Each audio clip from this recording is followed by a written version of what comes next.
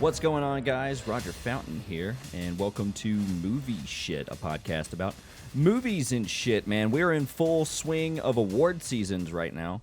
Award season, sorry. SAG was just over the weekend. The Screen Actors Guild Awards. The Oscars are coming up. And I don't know when they are streaming. February 27th is the end of voting for this. Anyways, this is the Chainsaw Awards. So it's like awards for horror movies, right? But it's not like decided by like an academy or anything. It's ran by this company called Fangoria, and it's user voted. So yeah, the deadline to vote was February 27th. But and I voted, so I'm basically just gonna be walking back through my picks. You're welcome. At least I hope I'm walking back through my picks, and I didn't change my mind. But the world may never know. So, full list of nominees, yeah. So I'm on Variety's page right now, but because Fangoria has it listed, but it's not a list. It's just a fucking like slideshow that's constantly going, and that was pissing me off. All right. Let's start off by thanking our sponsors.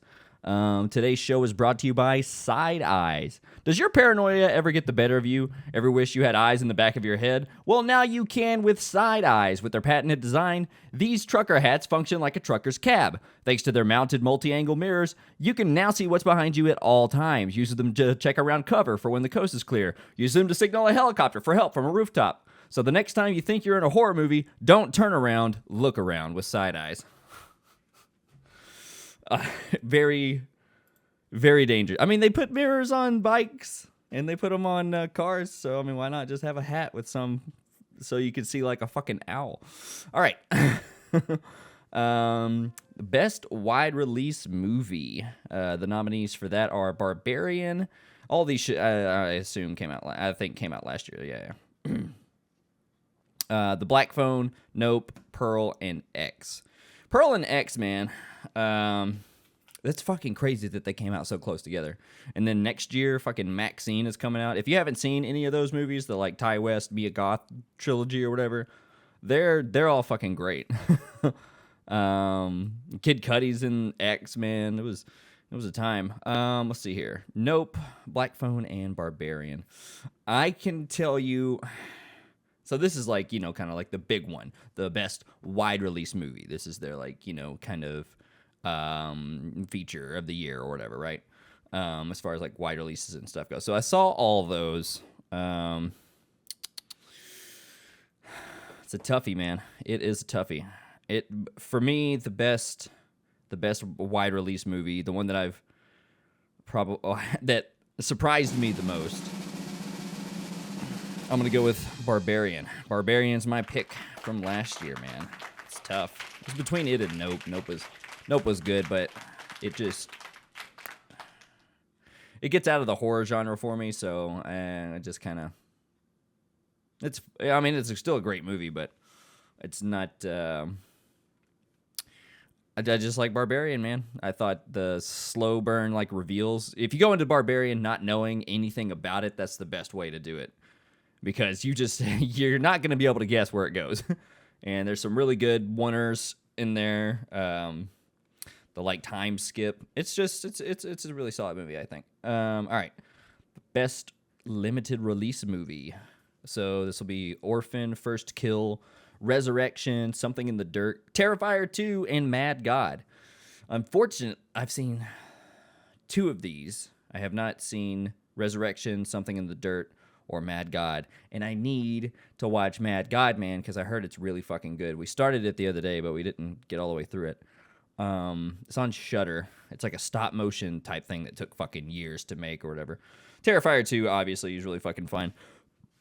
If you get the chance to go see that, and you like the first Terrifier, it's just a zany gore fest, man, with a fucking deranged clown. It's great. You know, if you didn't like that sentence, then I can't help you. Or I guess he's a mime clown. Anyways, Orphan First Kill, I remember being underwhelming. I'm sure I saw it. It's the same lady. It's the same cast. Or not the same cast, but the same orphan as the first one.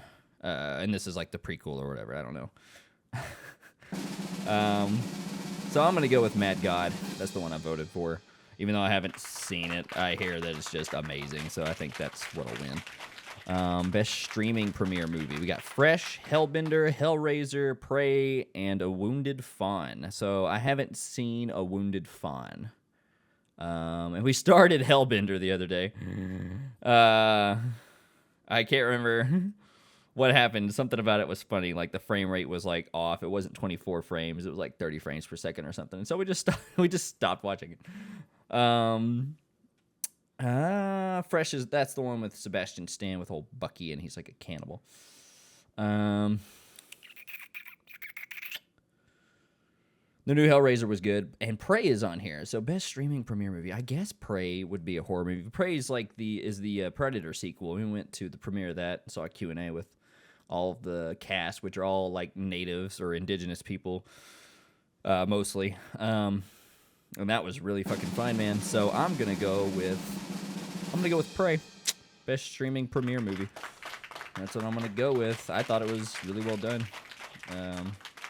It sucks that it's just like streaming. If you could see it in the theater, it was a Predator movie, so like all the sci-fi noises and booms were just fucking great. And better on the big screen. And the effects were better on the big screen, obviously. Best international movie, Hatching, The Innocents, Hatching, The Innocents, Piggy, Solum, and Speak No Evil. Have not seen any of those. So on the ballot on this, there's an option to skip if you don't know what you're talking about. So you just like skip. So I skipped that one. Probably should have skipped the Mad God one too. Well, best first feature. Yeah, this is a cool category. So this is your like these people's first feature film. And it's a horror movie, and it gets on the Fangoria list, for the Chainsaw Awards that year. It's great. It's phenomenal. You'd love to see it. So what do we got? Blood Relatives, Deadstream, The Sadness, Watcher, We're All Going to the World's Fair. The only two I saw were Deadstream and Watcher. I think Watcher was really good. I'm going to go with Watcher. There was a Netflix series that came out at the same time that has like the same name or something. And so I always get those confused, but if I'm remembering the right movie, then I liked it. It was a lot of big wide shot push-ins or whatever. I'm a sucker for that telephoto lens. All right, best lead performance. We got Anna Diop, Nanny. Isabel Furman for Orphan First Kill, Mia Goth and Pearl. I think is Mia Goth on here multiple times now. Okay, Mia Goth and Pearl, Rebecca Hall, Resurrection, Daniel Kaluuya in Nope, Amber Midthunder for Prey. She was sweet. Micah Monroe for Watcher, Kiki Palmer in Nope, Josh Rubin, A Wounded Fawn, and Taylor Russell, Bones and All. So I haven't seen all of these, obviously, but I think best lead performance. So, and that's looky there. There's another distinguishing factor. Best lead performance. Doesn't matter the gender. Horror's fucking just ahead, man. Like with their categories. Best lead performance. So yeah, this is just all encompassing. I'm gonna go with Mia Goth and Pearl because, man, if you've seen Pearl, like she's fucking great, man. I mean, she's good in X too, and she was so good in X that I didn't know that she played her character in that, and Maxine, yeah. She played Maxine in that, and she was also the old lady that is like obsessed with like her looks and her skin and stuff or whatever. Like, it was such a good performance that I didn't know it was the same person in makeup. I thought they just hired some old lady, and I was like, what the fuck? You go back and watch it a second time, and you're like, oh, it's obvious. Of course it's her. But I had no idea. So I gotta give it to Mia Goth for Pearl. She's just been crushing it, man. She's really good. So the last shot of Pearl, without spoiling anything, is just her staring for a solid 5 minutes, not blinking at all. So, or maybe not 5 minutes, maybe like 3, but something like ungodly without blinking. And she's just crying, and her eyes are the reddest. They're redder than the devil's dick, man. They're redder than fucking the kids that swim in a pool with too much chlorine after they smoke a joint, like really fucking red. And she's just smiling and holding it together. Man, and I went Southern there because her character has like a Southern accent, but God, it was so good. All right. Enough about Mia Goth, damn it. And yeah, go watch, shit. We just saw that movie. What was it? It's the new Brendan Cronenberg movie. Infinity Pool. Go see Infinity Pool. Infinity Pool was really good too. All right. Best supporting performance. Jamie Clayton in Hellraiser. Ethan Hawke in The Black Phone. Justin Long in Barbarian. Madeline McGraw in The Black Phone.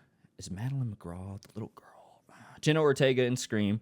Mark Rylance, Bones and All. Rachel Sennott, Bodies, Bodies, Bodies, Baby. Brittany Snow in X. Oh yeah, Brittany Snow's in X. Kristen Stewart in Crimes of the Future. And Stephen Yeun in Nope. So this is for best supporting performance. I don't think I remember Kristen Stewart being in Crimes of the Future, but it was a very brief role. So I don't know if she has the screen time clout to capture this one. She did fine. She's Kristen Stewart. She always does a good job. I think. All you Kristen Stewart haters. Just go watch her performance in Spencer. Fucking great. All right. Brittany Snow in X. She was fun. She didn't have a lot of screen time, I don't think. Rachel, I guess she's the main. Sennott, the main. Oh, okay. No, it's the best supporting performance. She's a supporting performance in Bodies, Bodies, Bodies. Hold on a second. I'm going to Google her real quick. Make sure I got the right lady. Okay, cool. Yeah, she was really fun. Fuck, man. She's the one that has like all these glow sticks on the entire time. She plays like the Ditz, but yeah, she was spacey. She was great. And then Justin Long in Barbarian, obviously. Ethan Hawke in The Black Phone, man. Woo! That was a performance. Old mask daddy, man. Ethan Hawke always does a good job. Jamie Clayton in Hellraiser. Stephen Yeun in Nope. Again, that's one of those things where like he nailed it, and that role required a lot of like nuance to sell. That he was this child star and all of the themes that he needed to sell. That he felt that he was kind of like immortal to animals and stuff. Because super spoiler alerts for Nope, by the way, because Gordy didn't attack him on the set of that sitcom. He thought he could tame Jean Jacket. He did a really good job, and like staring into the distance when he remembers stuff. Like, he did a good job.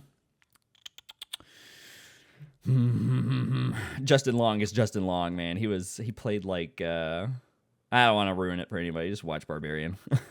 he plays like he plays a douche, but he's really good.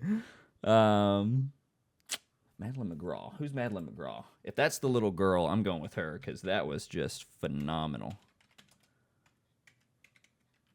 Which I think it is. It is. Yeah, man. All right. I'm going to give it to Madeline McGraw because she's just this little girl, man. She just freaking crushed it, dude. Straight up crushed it in The Black Phone. She was great, man. She plays like a sidekick. She sold the shit out of that. All right. Best director, Zach Cregger for Barbarian, David Cronenberg for Crimes of the Future, Chloe Okuno for Watcher, Jordan Peele for Nope, Ty West for X. Best director. Which one had the best performances? I'm going to have to go with best director, Jordan Peele. On Nope, that's the one I'm going with. It's a very tough decision because everybody in X was phenomenal too, and obviously everybody in Crimes of the Future was great. And everybody in Barbarian's great. You can't really fucking go wrong with best director here. Best screenplay. Let's see here. See Robert Cargill and Scott Derrickson, and Scott Derrickson for The Black Phone. Hey, we saw them. Zach Cregger for Barbarian, Mia Goth and Ty West in Pearl. Oh, Mia Goth helped him write that. I didn't know that. Jordan Peele and Nope, and Seth Reese and Will Tracy for The Menu. You know what? Best screenplay? I'm going to throw you fuckers a curveball here. We're going to go with The Menu because that script was tight. That script was super tight. All of the jokes were Just perfect, man. Perfectly timed, very timely. Like fucking. I know I sound a little bit like Trump. Very timely. Uh, it's a really good fucking script, man. It was funny. It was understated at certain points, and it was just, it was great. It was a really good movie. If you haven't seen The Menu, go watch The Menu. It's on HBO Max. All right, best cinematography. Kasusha Jenenfeld, A Wounded Fawn. Rob Hardy, Men, nice. Elliot Rocket Pearl, Elliot Rocket X. And Hoyt van Hoytema for Nope. Best cinematography. I remember Men being good too. But the best X had some really interesting shots. Pearl was shot like old school, man. It was like 4x3 and like looked like a lot of practical sets, and like the blocking was like old school Hollywood because it's a timepiece movie, and so it takes place in like the 20s or 30s or whatever. Late 30s, whenever World War I was, I think. And yeah, it's really good. I'm gonna go with Nope. Hoyt van Hoytema. Just because the way it misdirects in that movie is really important with the cinematography. Because Jean Jacket's like flying overhead and stuff, and like all the pan choices. The shots of the house with all the stuff, like it's a gorgeous movie, and that they shot like the nighttime scenes in the daytime. They just like blued it up and stuff. God, it was really good. All right, best score.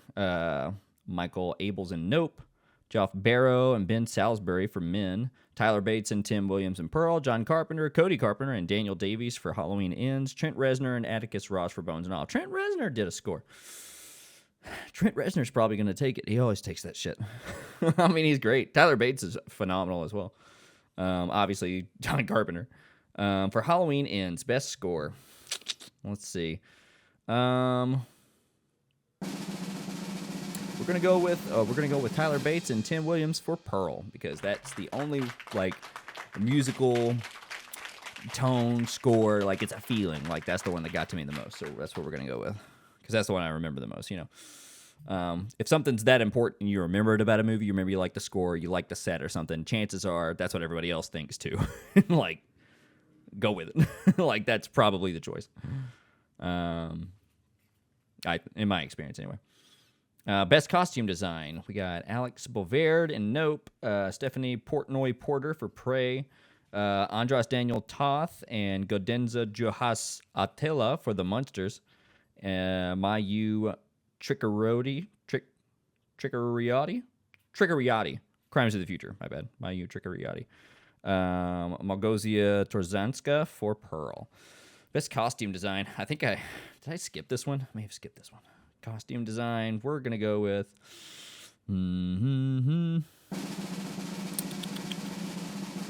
Fuck, man. We're going to go with Prey. Yep. Stephanie Portnoy Porter. Because again, Prey is also a timepiece movie. It takes place like 1681 or something.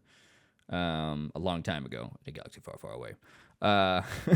It takes place a long time ago on Earth, whenever the Predator, one of the Predators first, come here. And so it's a lot of colonial and also like tribal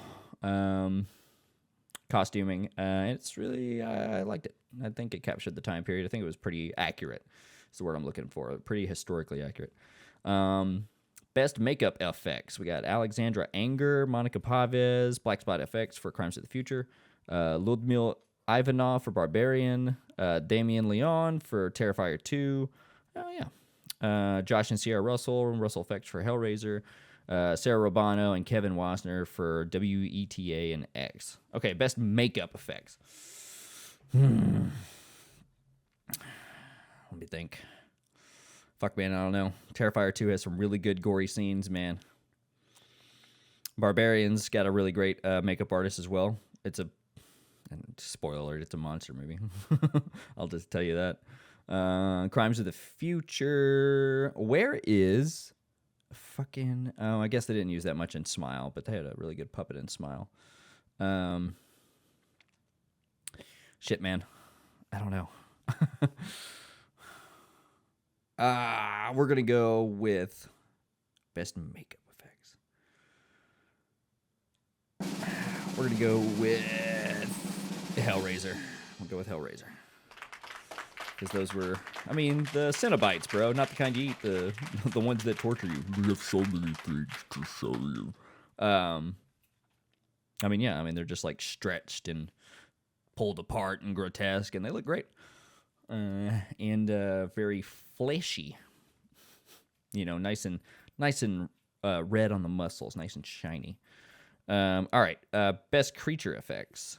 Alec Gillis and Tom Woodruff Jr. for Prey, Gustav Hogan for Hatching, Troy Larson, Patrick McGee, Mark Villalobos for VHS 99, John Nolan for Jurassic World Dominion, and I mean, whatever. Good job. Guillaume Rocheron for slash NPC for Nope. Creature effects. So, not going to give it to Prey. I mean, I like the way the Predator looked, but I don't know about best. VHS 99. I don't remember the creature. I'm going to go with Nope. I mean, that was the most unique creature in my mind for a long time. As far as it, you know, like being the focal point of the plot. They do some really crazy stuff with it, so I'm going to give it to Nope. Best documentary feature, The Found Footage Phenomenon, In Search of Darkness, Part 3, Living with Chucky, Pennywise, The Story of It, and This Is Gwar. I skipped this category because I've not seen any of those documentaries, but if I had to pick one off the names, In Search of Darkness sounds good. Part 3. Best nonfiction series or miniseries. 101 Scariest Horror Movie Moments of All Time, Cursed Films 2, Dracula Titans, Joe Bob's Ghoultide Get Together, Queer for Fear. If you don't recognize any of these, that means you don't have Shudder, and you should go get it. Because if you like horror movies, it's really good. And that's, I mean, some of these, yeah, these are original like series to the streaming. So we always watch the Cursed Films. Really good stuff, man. The episode on Twilight Zone will mess with you. Twilight Zone, the movie. From the 80s. Woof. Jesus Christ. 101 Scariest Horror Movie Moments of All Time. That one just came out, yeah. We watched all of those. That was really good. That's just a good little listy show to watch, you know, like VH1, top 100 hits of the 90s, that shit. But with horror movies, so you can, like, kind of catch up on the best stuff that you missed, you know. So let's go with, I'm going to go with 101 Scariest Horror Movie Moments of All Time, yeah. Because that's, I mean, yeah, it's good. Best Series. Cabinet of Curiosities, Guillermo. Chucky, Stranger Things, What We Do in the Shadows, and Yellow Jackets. So I haven't seen Yellow Jackets. That's the only one I haven't seen. I think that's an Apple thing or like a Stars. Whatever it is, I don't have it, so I haven't seen it. Best series, I mean, I got to go with Stranger Things. It's still really, really good, man. This is the Eddie season. Come on, you gotta give it to him. Cabinet of Curiosities is fun too, and What We Do in the Shadows is always great. But best overall, Stranger Things. It's got comedy, it's scary, it's got heart, and so. All right, and then best short, Blink, Close Your Eyes, Guts, Meet Friend, and Oh Glory. Have not seen any of those, and that's a skip. All right, well, there you go. There's all of my picks for the Chainsaw Awards. So if you haven't seen the Chainsaw Awards, oh, and I forgot the bonus category. Everybody gets to write describe what their favorite kill of the year was. And so I just wrote in mashed potatoes, Terrifier 2. So that's all I need to say. And if that doesn't make any sense, then you haven't seen it, and it's great. What can you do? Dude, the kill of the year last year went to like the bread slicer scene. I don't even remember it was one of the movies like 1984 or something. There was a trilogy of 3 decades of killers. I think it was an original little short. It was like 3 feature-length movies, like a trilogy that came out on Netflix. And what is it? It's not American Horror Story. It's like I can't remember what it's called, but I don't remember what it was called. But I remember the kill that got kill of the year because this kid gets like put on onto a conveyor belt, and he goes through a bread slicer, man, with all these like vertical blades. Oh my god, it's so juicy, it's so good.